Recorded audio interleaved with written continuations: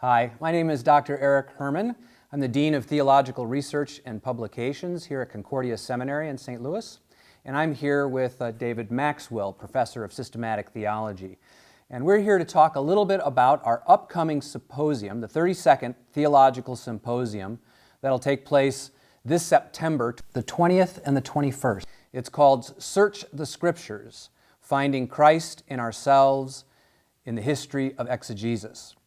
And now, David, you and I are both proponents and interested in the history of biblical interpretation. So you're going to give the opening lecture for this symposium. And I know we're pretty excited about when we were planning this, but you've entitled your lecture The Exegetical Elephant in the Room, which is pretty provocative. So let's just lay it out a little bit here. What's the exegetical elephant that you're going to raise?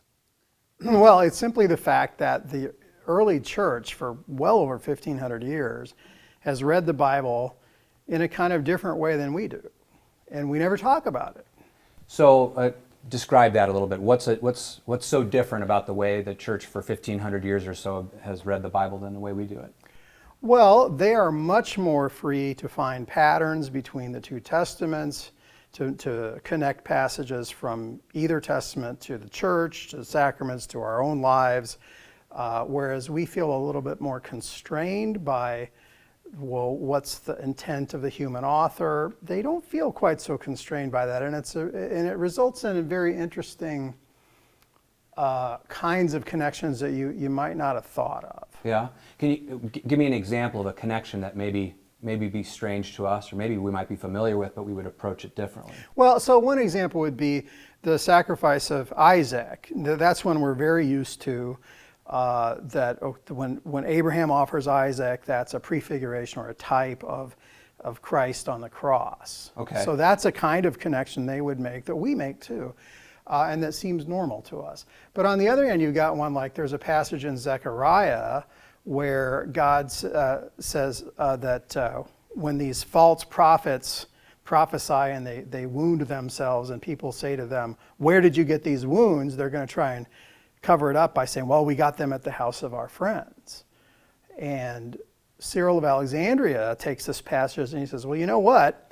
That's what the angels say to Jesus when he ascends into heaven. Where did you get these wounds?" And Jesus is going to say, "I got them at the house of my friends." Yeah, we would never... Who would have thought of that connection? I mean, so that would be kind of on the more unexpected, if I could say weird, right. Thing that it would never occur to us to do that. And so I think there's a lot of resources, and when you see the church fathers doing things that wouldn't occur to you, it just enriches your reading of the Bible. So what's their assumptions here? Why are they reading it that way, and what are the reasons why we wouldn't? How would you describe those two differences? Well, they simply think that the Bible's set up for that. I mean, they think God designed it so that you're supposed to find these patterns in there, that this is part of their understanding of the inspiration of Scripture. And which we agree with. We agree with the inspiration of Scripture, but we don't draw those conclusions from it. Right. Because for us, it's a little bit more like, well, you have to understand the meaning in its original historical context, and that's the only thing that kind of counts as the meaning. Okay. And we don't infer from the inspiration of Scripture that it can have like all kind of meanings all over the place. Right.